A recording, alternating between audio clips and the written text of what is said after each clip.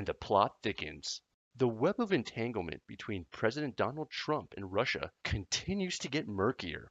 In mid-July, Donald Trump Jr., the president's son, revealed that he, along with President Trump's campaign manager, Paul Manafort, and the president's son-in-law, Jared Kushner, chairman for his 2016 presidential election campaign, met with a Russian government lawyer, Natalia Veselnitskaya, in June of 2016.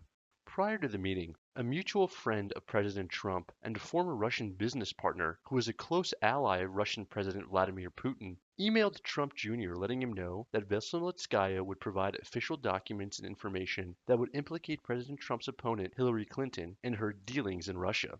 Trump Jr. responded to the potential meeting with, "If it's what you say, I love it, especially later in the summer," and agreed to meet with Veselnitskaya. Soon after, Trump Jr., Manafort, and Kushner all met with Veselnitskaya on the 25th floor of Trump Tower for 20 minutes. According to Trump Jr., the meeting was useless. More than a year later, though, Trump Jr.'s revelation has unleashed a tidal wave of speculation about what happened and the legal ramifications of this meeting.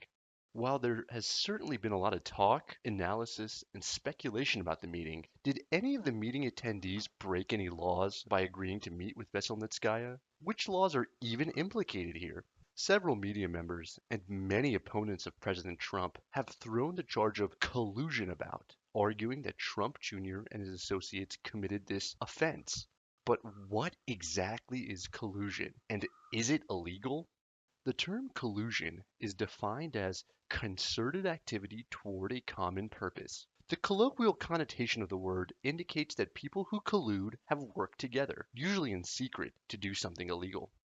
Still, other than in an antitrust context, collusion is not the name of a crime. In antitrust law, two product sellers who conspire to set the price for goods may be guilty of collusion, but that is obviously not relevant here. Former federal prosecutor Andrew McCarthy recently wrote that collusion is a hopelessly vague term. There is no federal law that criminalizes collusion between a political campaign and a foreign government. Even though colluding with a foreign government, especially one as hostile as the Russian government, may be inappropriate or politically damaging, it's not illegal. In this sense, collusion is viewed as a political term and not a legal term. As a result, Trump Jr., Manafort, and Kushner could not be prosecuted under a single charge called collusion. Still, evidence of this meeting and its alleged content could be used in the prosecution of other crimes. Now we'll look at campaign finance law violations. The campaign election law that is implicated here is 52 U.S.C. 30121.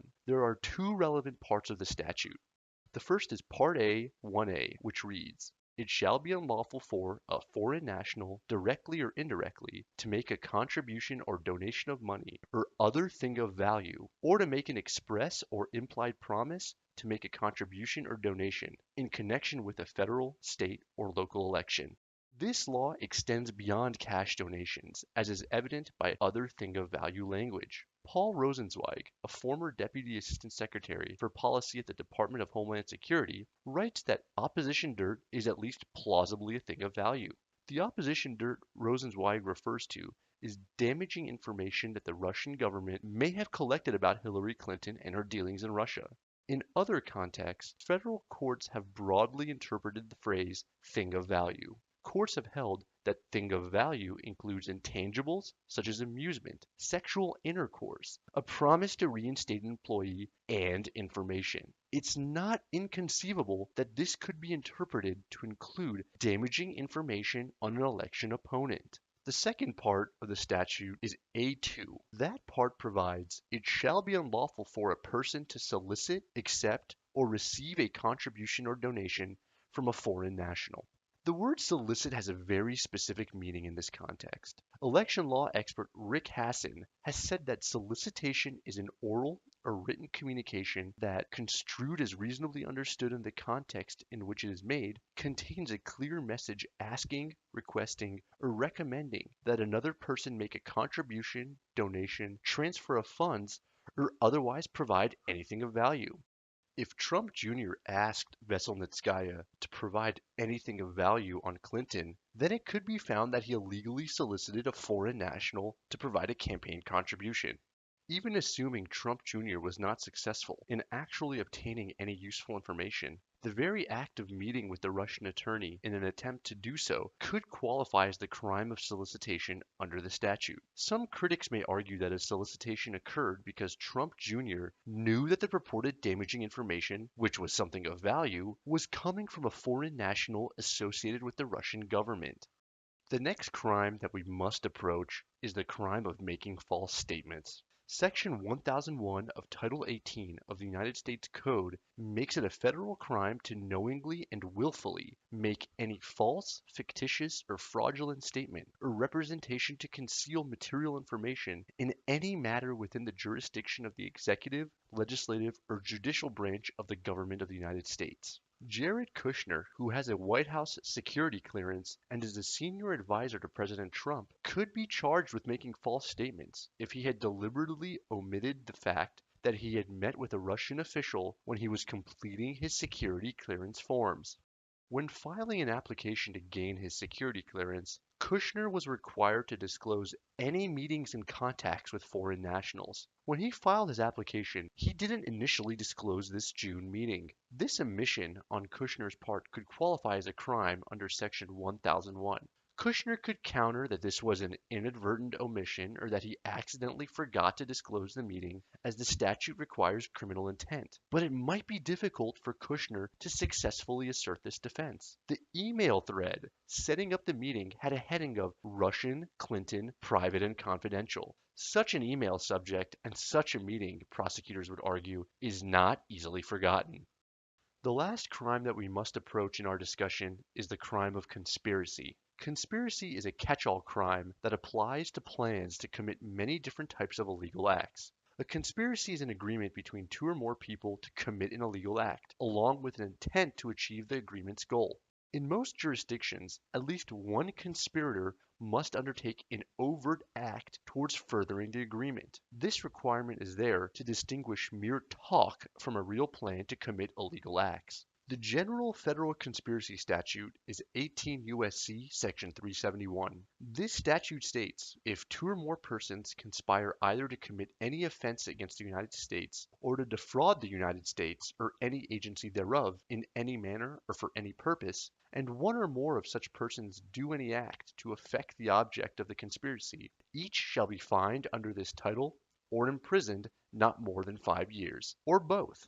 Applying this to our case, the participants in the Trump Jr. meeting could be guilty of conspiracy, even if they committed no crimes, but conspired with those with whom they met to break laws. For example, if it can be established that the Russian government intended to illegally help the Trump campaign by providing compromising and damaging information about Clinton, and if Trump Jr. and Veselnitskaya, on behalf of the Russian government, agreed to work together to achieve this illegal goal, then conspiracy may apply.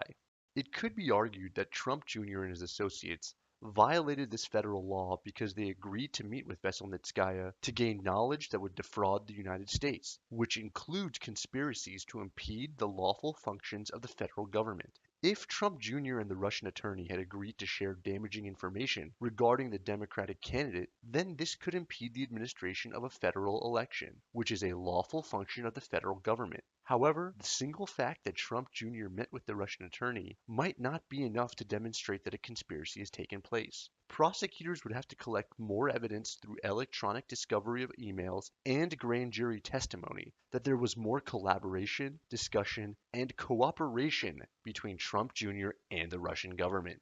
Moreover, it is unclear that interfering with an election, even with false information, constitutes the crime of fraud. In United States v.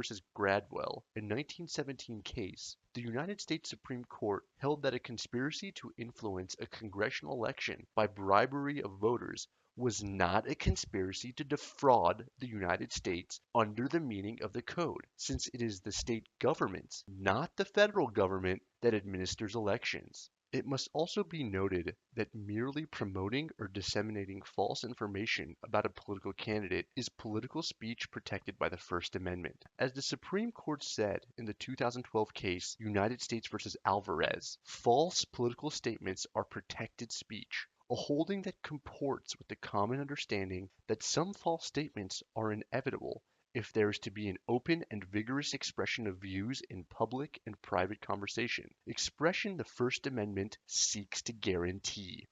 Just showing that the Russians intended to lie about Hillary Clinton would be insufficient. The government would have to show that they intended to commit a more specific federal crime to implicate Trump Jr. The saga of Russian involvement in the 2016 United States presidential election has taken more twists and turns than the plot of a mystery novel. It doesn't look like the issues will be resolved anytime soon.